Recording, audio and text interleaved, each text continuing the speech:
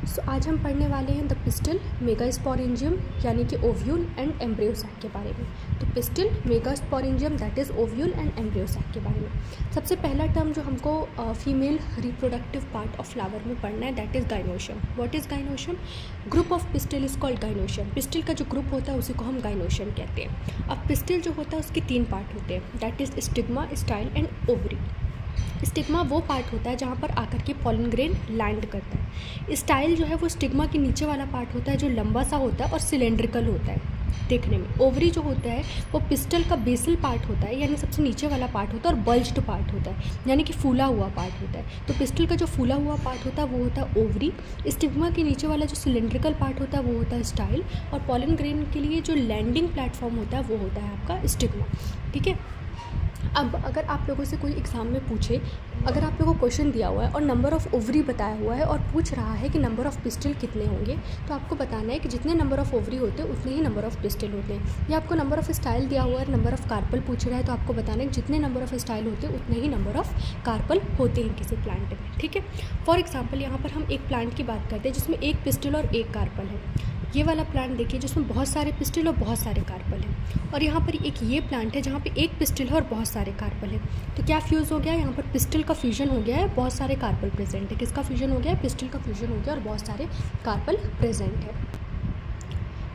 आप लोग देख सकते हो गाइनोशियम जो है वो 2 टाइप की होती है। एक होती है मोनोकार्पिलरी गाइनोशियम और एक होती है पॉलीकार्पिलरी गाइनोशियम। मोनोकार्पिलरी गाइनोशियम वो गाइनोशियम होती है जिसमें एक पिस्टल और एक कार्पल प्रेजेंट है। मोनो का मतलब होता है 1, सो 1 पिस्टल एंड 1 कार्पल जहाँ पे प्रेजेंट होते हैं वो होती है मोनोकार्पिलरी गाइनोशियम, और इसका एग्जाम्पल है हिबिस्कस। ठीक है। और पॉलीकार्पिलरी गाइनोशियम क्या होती है? पॉलीकार्पिलरी गाइनोशियम में 2 कैटेगरीज आती हैं। फर्स्ट कैटेगरी है सिनकार्पिलरी एंड सेकेंड कैटेगरी है एपोकार्पिलरी। सो फर्स्ट कैटेगरी है सिनकार्पिलरी, दूसरी कैटेगरी है एपोकार्पिलरी। सिनकार्पिलरी गाइनोशियम वो गाइनोशियम होती है जिसमें एक पिस्टल और बहुत सारे कार्पल हैं। एक पिस्टल बहुत सारे कार्पल यानी कि पिस्टल जो है वो फ्यूज़ हो गई है। सिनकार्पिलरी, सिन ऐसे आप लोग याद रख सकते हो, साथ कौन है? पिस्टल, और उसमें बहुत सारे कार्पल्स हैं। और इसका एग्जांपल है पेपरवर, लेडी फिंगर और कुकुम्बर। और यहाँ पर दूसरे टाइप की गाइनोशियम आती है एपोकार्पिलरी।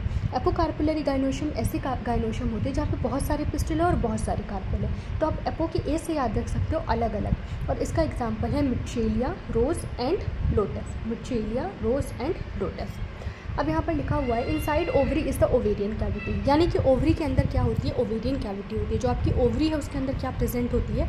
ओवेरियन कैविटी प्रेजेंट होती है। और ओवेरियन कैविटी के अंदर प्रेजेंट होता है प्लेसेंटा, और प्लेसेंटा से क्या निकलता है? ओव्यूल। ओव्यूल क्या है? आपका मेगास्पोरेंजियम। तो ओवरी है, ओवरी के अंदर प्रेजेंट है ओवेरियन कैविटी, ओवेरियन कैविटी से निकलता है प्लेसेंटा, और ओवेरियन कैविटी के अंदर प्रेजेंट है प्लेसेंटा, और प्लेसेंटा से निकलता है ओव्यूल। सो ओवरी के अंदर प्रेजेंट है ओवेरियन कैविटी, ओवेरियन कैविटी में प्रेजेंट है प्लेसेंटा, और प्लेसेंटा से क्या निकलता है आपका? ओव्यूल। ओव्यूल को हम टेक्निकल टर्म में या साइंटिफिक टर्म में क्या कहते हैं? मेगास्पोरेंजियम। वहाँ पर हमने प्लांट जो मेल रिप्रोडक्टिव पार्ट था वहाँ पर क्या पढ़ा था? माइक्रोस्पोरेंजियम, और यहाँ पर क्या पढ़ रहे हैं? मेगास्पोरेंजियम। तो अब देखते हैं हम ऐसे प्लांट जहाँ पर एक ओवरी और एक ही ओव्यूल प्रेजेंट होते हैं, यानी एक ओवरी के अंदर एक ही ओव्यूल प्रेजेंट होते हैं। For example wheat, paddy, mango, ये कुछ ऐसे प्लांट हैं जिनमें एक ओवरी के अंदर एक ही ओव्यूल प्रेजेंट होते हैं। और कुछ ऐसे प्लांट भी होते हैं जहाँ पे एक ओवरी के अंदर बहुत सारे ओव्यूल प्रेजेंट होते हैं, जैसे कि पपाया, वाटरमेलन एंड ऑर्किड। तो आपने बेसिकली मैंगो में देखा होगा जब आप मैंगो को कट करते हैं तो उसके अंदर एक ही सीड निकलता है। उसका मतलब क्या है कि एक ओवरी के अंदर एक ओव्यूल प्रेजेंट है। आपने पपाया, वाटरमेलन इन सबको जनरली कट करके देखा होगा तो उनके अंदर बहुत सारे सीड्स निकलते हैं। तो यहाँ पर उसका मतलब क्या है कि एक ओवरी के अंदर बहुत सारे ओव्यूल प्रेजेंट है। अब यहाँ पर हम मेगास्पोरेंजियम का पूरा स्ट्रक्चर डिटेल में स्टडी करेंगे। तो ये जो मैंने आपको ओव्यूल बनाकर दिखाया हुआ है, ये मैं आपको जैसा प्लांट में प्रेजेंट होता है वैसा बनाकर दिखा रही हूँ। ठीक है। लेकिन एनसीईआरटी में जो ओव्यूल बना हुआ है वो एंट्रोपोरस ओव्यूल जो है वहाँ पर प्रेजेंट है, यानी कि 180 डिग्री टर्न वाला ओव्यूल प्रेजेंट है। ये ओव्यूल जो है इसी को उल्टा करके 180 डिग्री उल्टा करके जस्ट इस ओव्यूल को ऐसा उल्टा करके ऐसा करके एनसीईआरटी में बनाकर दिखाया हुआ है। ठीक है। लेकिन मैं आप लोग को यहाँ पर सीधा स्ट्रक्चर दिखा रही हूँ ताकि आप लोग को अच्छे से समझ में आए। तो ये है आपकी ओवरी और ये है प्लेसेंटा वाला साइड, यहाँ से अटैच है आपका ओव्यूल। ओव्यूल का ये वाला जो एंड होता है इसको हम कहते हैं माइक्रोपाइल एंड, और ये वाला जो एंड होता है उसको हम कहते हैं चलाजल एंड। तो जो आपका माइक्रोपाइल एंड है वहाँ पर प्लेसेंटा से ओव्यूल को कौन अटैच कर रहा है, फनिकल अटैच कर रहा है। तो ovule attach bye placenta bye means of a style called funicle, यानी फनिकल जो है वो ओव्यूल को प्लेसेंटा से अटैच करने का काम करता है। Then there is a hilum. Hilum जो है वो क्या करते हैं कि जो ओव्यूल की जो बॉडी होती है वो फनिकल से कहाँ कैसे फ्यूज़ होती है, मतलब ओव्यूल की बॉडी फनिकल से कनेक्टेड होती है थ्रू हाइलम। तो बेसिकली हाइलम एक जंक्शन होता है ओव्यूल और फनिकल के बीच में। तो प्लेसेंटा से ओव्यूल की बॉडी को कनेक्ट करता है फनिकल, और ओव्यूल की बॉडी फनिकल से फ्यूज़ होती है through hilum. Hilum is a junction between funicle and ovule. This is micropylar end, this is micropylar pole, ठीक है, this is micropylar pole. Then there is a outer integument and there is a inner integument. ये जो outer इंट्यूगमेंट और inner इंट्यूगमेंट है वो क्या करती हैं, न्यूसिलस को क्या करती हैं, घेरने का यानी कि इनसर्कल करने का काम करती है। जो आउटर इंट्यूगमेंट और इनर इंट्यूगमेंट है ये न्यूसिलस को इनसर्कल करने का काम करती है, न्यूसिलस को कवर करने का काम करती है। और सिर्फ कहाँ पर नहीं कवर करती, सिर्फ माइक्रोपाइलर टिप में कवर नहीं करती। तो माइक्रोपाइलर टिप में कवर नहीं करती है तो यहाँ पर आपको माइक्रोपाइलर पोल बनता हुआ दिखेगा। So this is micropylar tip. आप देख सकते हो कि यहाँ पे इंट्यूगमेंट प्रेजेंट नहीं है। सो ओनली माइक्रोपाइलर टिप को छोड़कर बाकी हर जगह न्यूसिलस को आउटर इंट्यूगमेंट और इनर इंट्यूगमेंट जो है वो कवर करने का काम करती है। Then there is a nucellus. Nucellus जो है वो सेल्स का मास होता है जिसमें बहुत सारा फूड जो है वो भरा होता है। Nucellus is a mass of cell have abundant reserve food material. तो न्यूसिलस जो है वो सेल्स का मास होता है जिसमें बहुत सारा फूड मटेरियल भरा होता है, ठीक है। और न्यूसिलस के अंदर प्रेजेंट होता है हमारा एम्ब्रियो सैक या फीमेल गैमेटोफाइट, जो कि जनरली सिंगल होता है नंबर में, ठीक है। उसके बाद आपको यहाँ पे चलाजल पोल देखने के लिए मिल रहा है, चलाजल एंड है, चलाजल पोल आपको देखने के लिए मिल रहा है।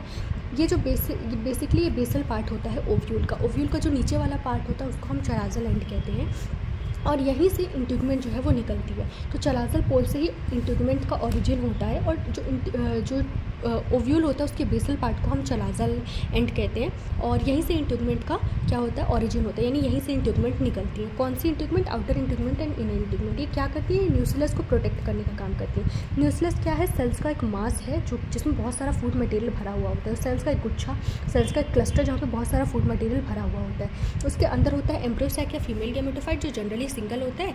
फिर आया आपका माइक्रोपाइलर एंड या माइक्रोपोल जहाँ पे न्यूसिलस एब्सेंट होता है। न्यूसिलस प्लस इंट्यूगमेंट को ही हम ओव्यूल कहते हैं। न्यूसिलस प्लस इंट्यूगमेंट, न्यूसिलस प्लस इंट्यूगमेंट को ही हम क्या कहते हैं, ओव्यूल। और इसके अंदर क्या प्रेजेंट है, आपका एम्ब्रियो सैक प्रेजेंट है। Then there is a megasporogenesis. This is a process of formation of megaspore from megaspore mother cell. Megaspore mother cell से मेगास्पोर बनने की जो प्रोसेस होती है उसको हम मेगास्पोरोजेनेसिस कहते हैं। तो समझ लेते हैं मेगास्पोर मदर सेल क्या होता है। ये हमारा ओव्यूल, ओव्यूल के अंदर प्रेजेंट है एम्ब्रियो सैक। एम्ब्रियो सैक के अंदर प्रेजेंट है बहुत सारे megasporocyte that is diploid. Megasporocytes are diploid and उन्हीं में से एक सेल होगा जो होगा मेगास्पोर मदर सेल, जो कि बड़ा सेल होगा जिसके पास डेंस साइटोप्लाज्म प्रेजेंट होगा और एक प्रोमिनेंट न्यूक्लियस, एक अच्छा खासा न्यूक्लियस, डेंस साइटोप्लाज्म और बड़ा सा जो सेल होगा वो होगा मेगास्पोर मदर सेल। और ये मेगास्पोर मदर सेल जो है इन्हीं मेगास्पोरोसाइट्स में से कोई एक होगा। ये मेगास्पोर मदर सेल भी डिप्लॉयड होगा, इसमें मियोसिस होगा तो 4 मेगास्पोर्स प्रोड्यूस होंगे, 4 मेगास्पोर्स प्रोड्यूस होंगे, ठीक है। अब देखते हैं हम फीमेल गैमेटोफाइट में किस तरीके से ये मेगास्पोर जो है वो अरेंज होते हैं जाकर के।